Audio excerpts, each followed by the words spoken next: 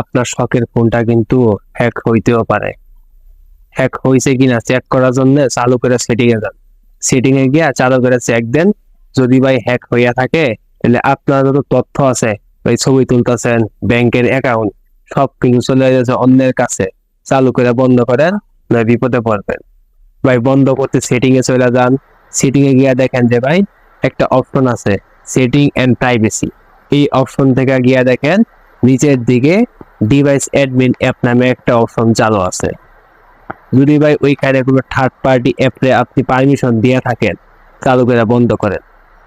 এই third party app কিন্তু আপনার সকল তথ্য, ছবি, ব্যাংকের অ্যাকাউন্ট সব কিন্তু মালিকের কাছে পাঠায় দিতেছে।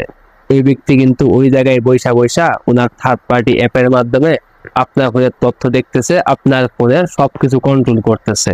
তো চালু করে বন্ধ করেন, নাই বিপদে পড়বেন।